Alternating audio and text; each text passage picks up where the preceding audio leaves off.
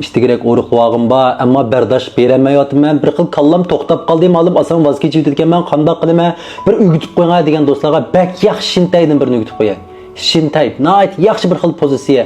Ruhiy kayfiyat turaq holatda, yenik holatda cho'qim g'alba qila olaysiz bir tal yurak berib saqlab oling.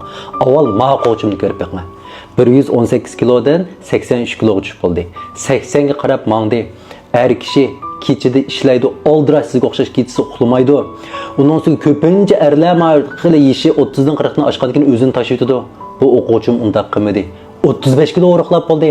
Nima ish qila oldi? Qaysi xil kuch, qaysi xil pozitsiya, qandaq bir shintaymish o'quvchimni 35 kilo o'riqligicha davomlashtirib mangdi. Esingizda bo'lsin, siz cho'q qarang, bir haftadan 2 haftagacha davomlashtirsangiz 3-4 kilo ig'irlik tashlaysiz, ozroq ig'irlik ishib bitib qolsa va yoki siz o'zingiz bir vaqt 2 vaqt tamoqni qalaymiqa yeb qolsangizlarchi baq qo'rqib ketadi ekansiz. Tugidi, burunqi tirishchiliklarım yo'qilgan bo'ldi deb. Undaq emas, o'riqlash uchun chiqargan har bir qitimliq, har bir vaqt tamoq, har bir minut, sekund tirishchiliklarimiz bekor ketmaydi. Hammasining ahamiyatli ma'nosi bor.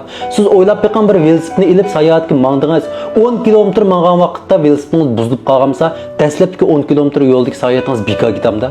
Yo'q, siz yana shu yo'lni ko'rdingiz, shu chiroyli manzarlarni ko'rdingiz, velosipedning ahvoli nading, nakagcha shu velosipedni tushuna oladigan bo'ldingiz.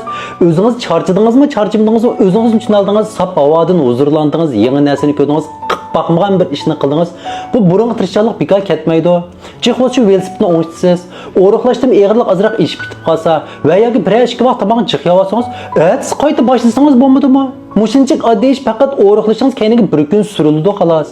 Semizlik bir kun baldır kelgan yaxshimi, o'riqlash keyingi bir kun surilsa maylimi? Bir o'ylab beqing. Kayfiyatni rohat qiling, jiddiylashmang, harbiy tuzumda o'riqlayman demay o'zingizni qo'yib bering. Sog'lom turmushdan huzur teping. Cho'qim qila olaysiz. Bek yaxshi o'riqlash usullarini o'tib qo'yma. Ayrim xonda qo'ysangiz bo'ldi. Bil g'ayrat qilaylik-chi.